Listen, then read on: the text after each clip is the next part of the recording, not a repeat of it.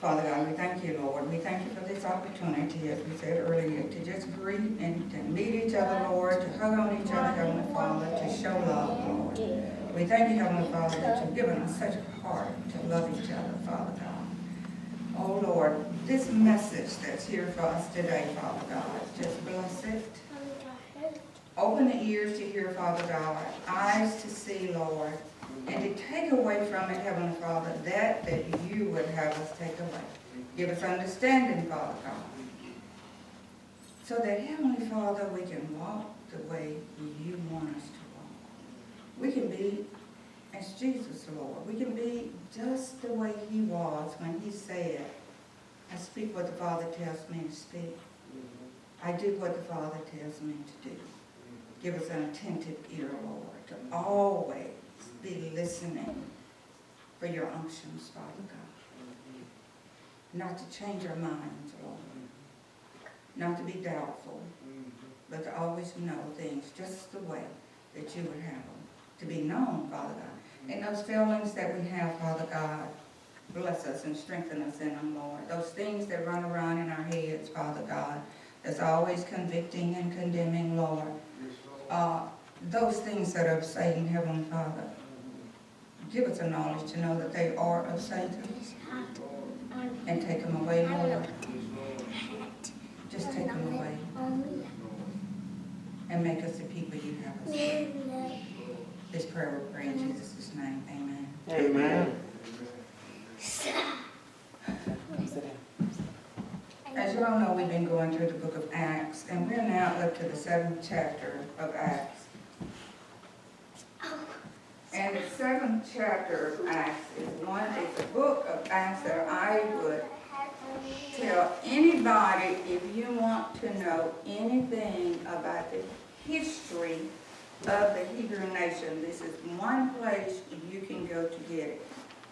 This whole chapter is done by Stephen. Stephen was a disciple. He was one of those people chosen when the widows, or when the ladies of the Hellenistic Jewish community went to the apostles, and they were complaining, saying that they were not getting their share of the daily foods as the regular Jews. It's amazing how people are. We got the different groups of Jews. You know, it's kind of like, oh, we got blacks, but we got different groups of blacks. But anyway, the Hellenistic Jews were not getting their proper share of the daily dispersal of foods. So the disciples said, oh, we cannot. It's not right for us to stop praying and teaching the Word of God to go and distribute food.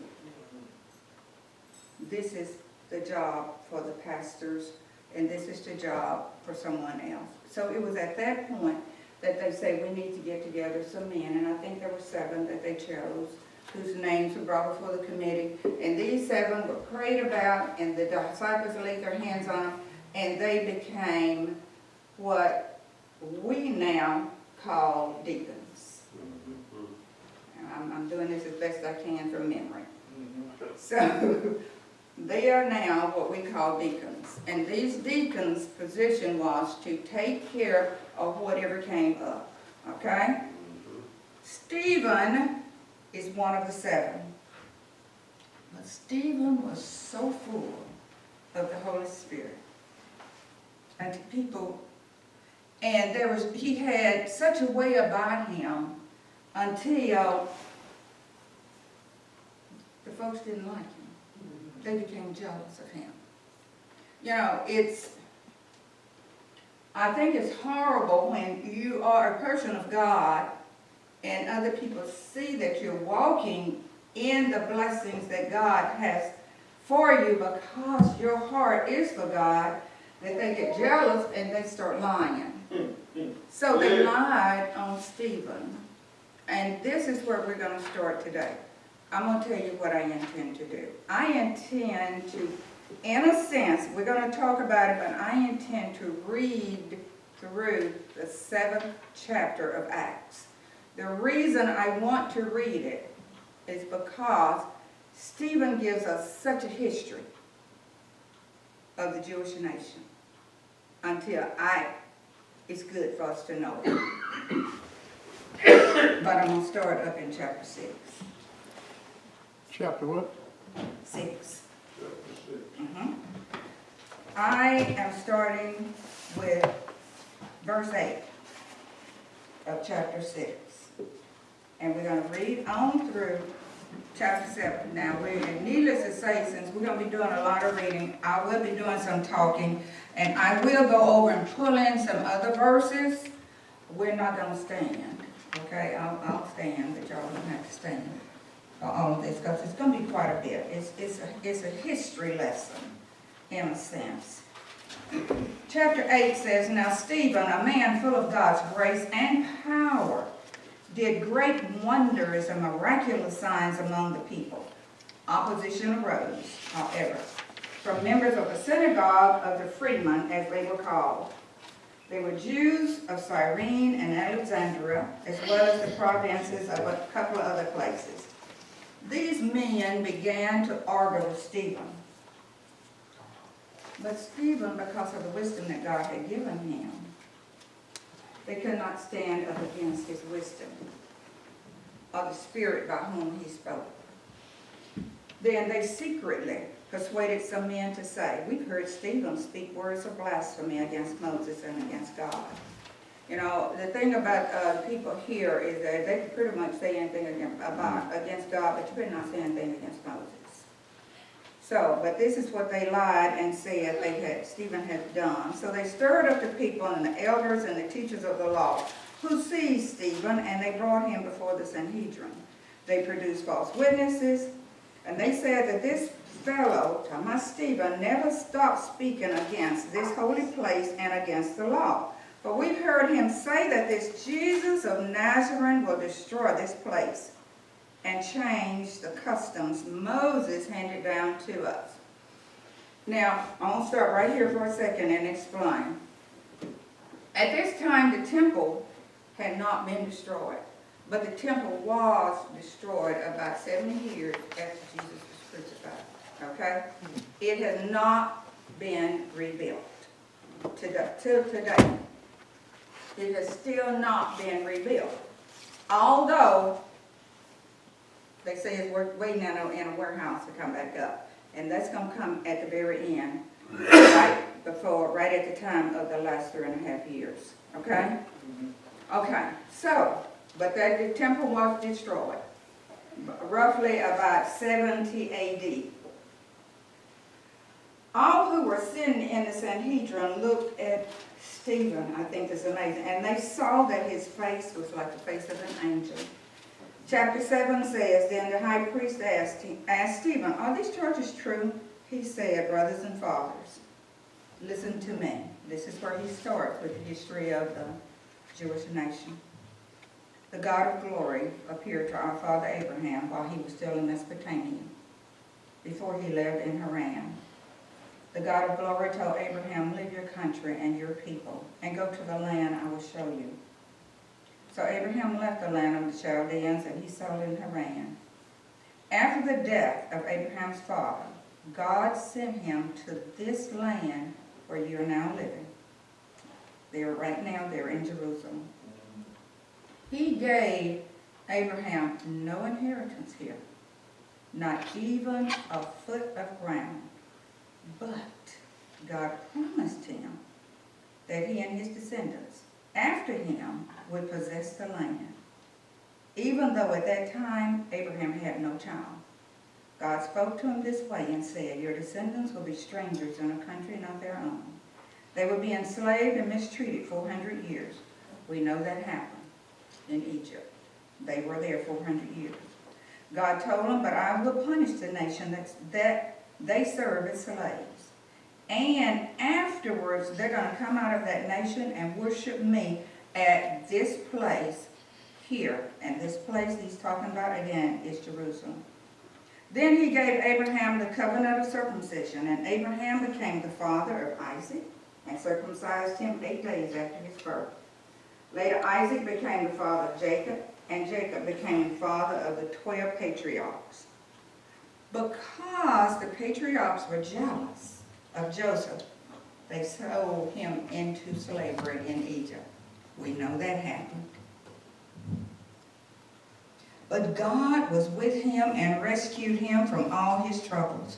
He gave Joseph wisdom and enabled him to gain the goodwill of Pharaoh, king of Egypt. So Pharaoh made him ruler over Egypt and all his people. We know that happened in the book of Genesis. Then a famine struck all Egypt and Canaan, bringing great suffering, and our fathers could not find food. When Jacob heard that there was grain in Egypt, he sent our fathers on their first visit. On their second visit, Joseph told his brothers who he was, and Pharaoh learned about Joseph's family. After this, Joseph sent for his father Jacob and his whole family. There were 75 at that time when they came into Egypt. Then Jacob went down to Egypt, where he and our fathers died. Their bodies were brought back to Shechem and placed in the tomb that Abraham had bought from the sons of Hamor at Shechem for a certain sum of money. And Abraham, this man told Abraham, hey, I'll give you this tomb. But Abraham said, oh no, you can't give it to me. God's blessed me. Whatever God blesses me with, I can pay for this place. Verse 17 says, as the time grew near for God to fulfill his promise to Abraham, the number of our people in Egypt greatly increased. Then another king who knew nothing about Joseph became ruler of Egypt. He dealt treacherously with our people and oppressed our forefathers by forcing them to throw out their newborn babies so they would die. We know that happened. All of this now, we're into the book of Exodus. We just left the book of Genesis. When we got finished with Jacob and Joseph, we finished with the book of Genesis. So we're now coming into the book of Exodus. At that time, Moses was born. He was no ordinary child. For 3 months, he was cared for in his father's house. Moses was considered a lovely child, or he was considered a beautiful child. In other words, his family, his parents knew that God had something going on with Moses. And they could tell it just by looking at this child. That's why they pinpointed it. One book said that he was lovely. Another one said that he was handsome. Another book said, they even said that he was beautiful. So, that's how they kept up with this. And one of them said that, what did it say?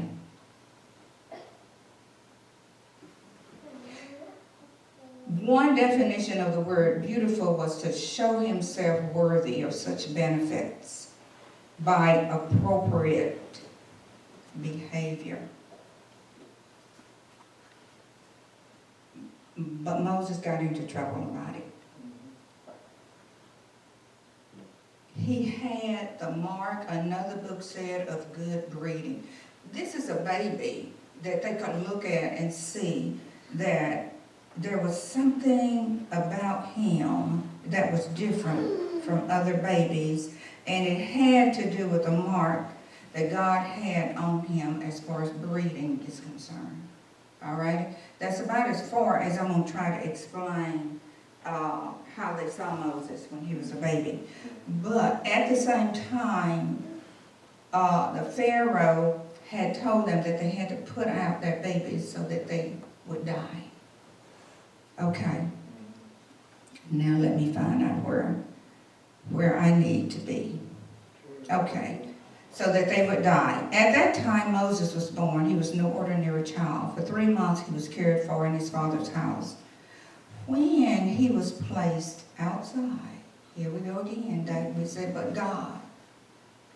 They did place him outside. But when he was placed outside with a plan. partly his mother's plan, but mostly God's plan. Pharaoh's daughter found him and took him and brought him up as her own son. Moses was educated in all the wisdom of the Egyptians and was powerful in speech and action. When Moses was 40 years old, he decided to visit his fellow Israelites. I've always wondered, and now this is just me, y'all know my little brain, I wondered how Moses knew he was a part of the Israelite clan since he had been raised by Pharaoh's daughter, except God had to have put some intrinsic knowledge in Moses for him to know, because he did go back and visit. When Moses was 40, he decided to visit his fellow Israelites. He saw one of them being mistreated by an Egyptian, so he went to the defense and avenged him by killing the Egyptian. Moses thought that his own people would realize that God was using him to rescue them. But they did. Now, this is in the Word of God. How did Moses, who had been raised by Egyptians, know that God was going to use him to rescue them? But he knew. Here we go again. See, we have to look for the imprint of God in his word. Okay. The next day, Moses came upon two Israelites who were fighting. He tried to reconcile them by saying, "Men, you're brothers. Why do you want to hurt each other?" But the man who was wronging the other one pushed Moses aside and said, "Who made you ruler and judge over us? Do you want to kill me as you killed the Egyptian yesterday?" Now that next verse says, when Moses heard this, he fled to Midian. But the question was, when Moses heard what? When Moses heard that question? But what Moses heard was that Pharaoh, who was dealing treacherously now with the Israelites, Pharaoh had heard that Moses had killed an Egyptian. And Pharaoh was out to kill Moses. So that's why Moses fled. Amen. That's why Moses fled. So this man says, when Moses heard this, he left and went to Midian, where he settled as a foreigner and had 2 sons. After 40 years, and the people in Midian were sheep herders. I don't know whether y'all remember, but back in the book of Genesis, when Joseph got ready to bring his family in, he told them to tell Pharaoh that they raised livestock, and livestock were cattle, because Egyptians looked down on people who raised sheep. Okay? Mm-hmm. But now Moses on the backside of this mountain is raising sheep. Mm-hmm. All right? Mm-hmm. Okay. We talk about humility this morning in Sunday school. All right. After 40 years had passed, an angel appeared to Moses in the flame of a burning bush in the desert near Mount Sinai. Stephen is still telling this story. I have to keep myself mindful of that. When Moses saw this, he was amazed at the sight. As he went over to look more closely, he heard the Lord's voice. And he said, "I am the God of your fathers. I'm the God of Abraham, Isaac, and Jacob." Moses trembled with fear and did not dare to look. Then the Lord said, "Take up your sandals. The place where you're standing is holy ground. I have indeed seen the oppression of my people in Egypt. I have heard their groaning, and I have come down to set them free." And he said, "I've come down. Now come, I will send you back to Egypt." All right, now, who's sending him back to Egypt? God. God is sending him back to Egypt. When Moses killed that Egyptian and buried him in the sand, Moses decided at that point it was time for him to step out and rescue the people. Mm-hmm. See, That's the thing that we have to remember about God. We don't step, we ask God for leadership. Don't step outside of His plan for your life. Because we can get in trouble when we do this. Now, do I in all things believe that God needed for Moses to go on the backside of that mountain? Yeah, I think God needed for Moses to go on the backside of that mountain and stay there 40 years because Moses had been reared as an Egyptian. But Moses had to learn a few things that God had for him to learn during those 40 years. It's amazing. I look at Numbers. He was 40 when he left. He's been there 40 years. And then he roamed around in that wilderness for another 40. Okay. He says, now come, I will send you back to Egypt. 35 says, this is the same Moses whom they had rejected. With the words, who else got rejected in the Bible? Jesus. Jesus. Jesus got rejected. This is the same Moses who had gotten rejected. And they said, who made you ruler and judge? The same kind of talk that came up against Jesus. Who made you the Son of God? This same Moses was sent to be their ruler and their deliverer by God Himself. Jesus had been sent to be the Jews' ruler and deliverer, and He was sent by God Himself. Through the angel who appeared to him in the bush, He led them out of Egypt, and He did wonders and miraculous signs in Egypt. He did signs there at the Red Sea, and for 40 years He did signs in the desert. All perpetuated by the hand of God. This is the same Moses who told the Israelites, God will send you a prophet like me from your own people. And that prophet that he was predicting at that time is Jesus. That's who that prophet is. He said, just like me.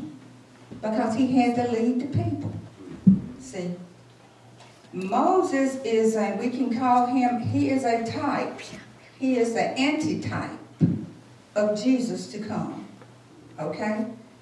That's what he is. He's that antitype of Jesus to come. He was in the assembly in the desert with the angel who spoke to him on Mount Sinai with our fathers, and he received living words to pass on to us. God gave Moses word to pass on. Moses was up there on Mount Sinai when God's fingerprint wrote the 10 Commandments. Y'all follow me? This is, and Stephen is telling them, this is your history. He's telling the Jews their history. He said in 39, he says, but our fathers refused to obey. Instead, they rejected him and in their hearts turned back to Egypt. What happened to Jesus? Did they obey Jesus? No. No, they did not. They rejected him, and in their heart they asked for Barabbas. They told Aaron, make us gods who will go before us. Do y'all remember when they said, I'm going to read a little bit further than you see. As for this fellow Moses who led us out of Egypt, we don't know what's happened to him. Moses had been up on that mountain with God those 40 days. And then they turned to Aaron and said, make us gods, because we don't know what happened to Moses. Oh my God. This was the time they made an idol in the form of a calf. They brought sacrifices to it, and they held a celebration in honor of what? Now, I like what the rest of this said. Their hands had made. How many times do we get excited of what our hands do compared to what God has done? See, we can get excited. Oh man, oh, hey, look at that. I bought that out there. Hey, look at this. I had this built over here. Oh, baby, let me tell you, I went on this diet and this is the new bod. I work out in the gym and this is what I've been able to create. I'm serious. We get excited about what we do. He said, but God turned away and gave them over to the worship of the heavenly bodies. This agrees with what is written in the book of the prophets. And God said in the book of the prophets, and I think I wrote down maybe the book of Amos. I'm going to go find it because I want to read it to y'all.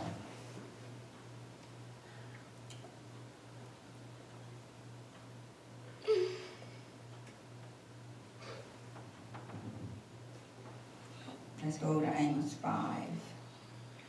I'm going to turn to Amos 5, verses 26 and 27. Because I want y'all to hear what God had to say in this book of Amos. Chapter 5.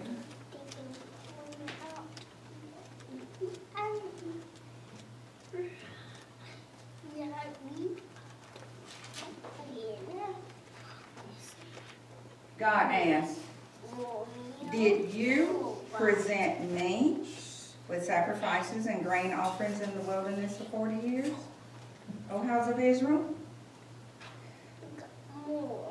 No. They were not presenting sacrifices at that time. He says, you also carried along Sikuth, your king, and Kiyyun, your images, the star of your gods, which you made for yourself. And God says, therefore, I will make you go into exile beyond Damascus, says the Lord, whose name is the God of hosts. Now, God told them while they are running around in the wilderness, right after they get to Mount Sinai, while Moses is up on Mount Sinai, they are out there building themselves a God. And this golden calf. And God asked them, did y'all sacrifice to me, house of Israel? And the answer is no. The truth of it is, does God want sacrifices? Nope. Think about it. He wants what? Obedience. Mm-hmm.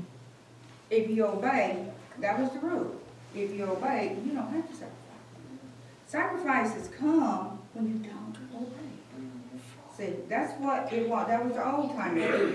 But I want y'all to be aware. Somebody said that they had about. You have to remember. I'm not mad at Israel. I'm not mad at Israel. But we as people have to know where our hearts are. Right. These people had been in, how long had they been there? 430 years from the time that Jacob and his group of 75 had gone into Egypt.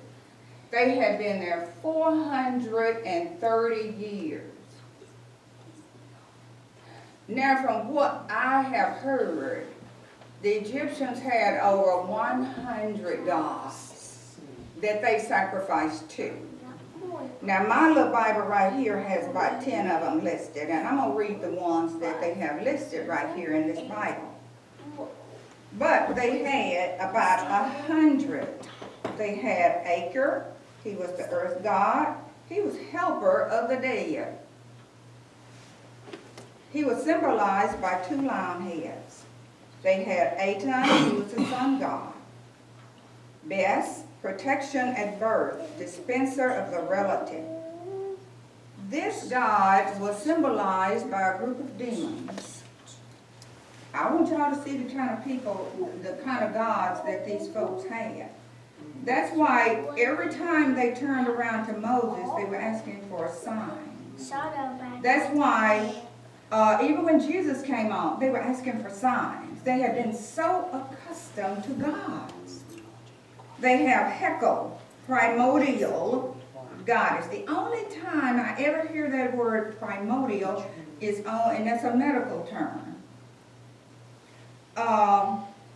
they had, and that goddess is symbolized by a frog. If y'all remember how the frogs came, God sent all the frogs into the homes, and that was one of the curses that God put on them. Yeah, he let some of the gods come back as curses on them.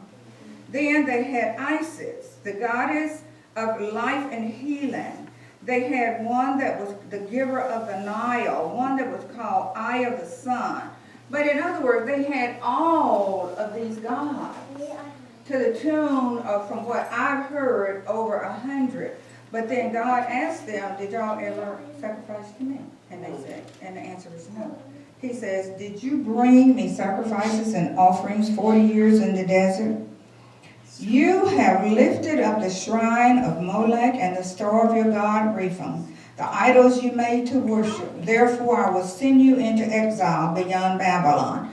Now I think it's amazing. Somewhere along the way, from the time of the New Testament and the time that Abraham was called was like a period of 2,000 years.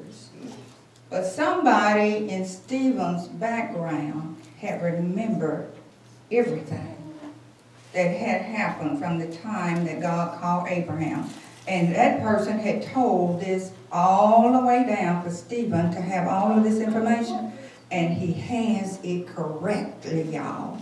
He is not off base. How many of us know our history? He says, our forefathers and the tabernacle of the testimony with them in the desert. It had been made, he's talking about the temple. It had been made as God directed Moses, according to the pattern he had seen. Having received the tabernacle, our fathers under Joshua, they brought it with them when they took the land from the nations that God drove out before them. This is when Joshua crossed the Jordan. He's talking about Joshua bringing that temple on with him. The temple remained in the land until the time of David, who enjoyed God's favor and asked that he might provide a dwelling place for the God of Jacob. But it was Solomon who built the house for him. Moreover, the Most High, this is another thing that we have to remember. There's another one here for us today. Moreover, the Most High does not live in houses made by men. Y'all, this house is made by whom? God. But wait a minute. Who built this? This is a house of God. Built by man. It's built by man. See? That's why I said there are a few things that we can learn from this. This is a house built by man, right? When David wanted to build a temple for the Lord, he asked him, who can house me? And this is what he said. This is what God said. God said, heaven is my throne, and the earth is my footstool.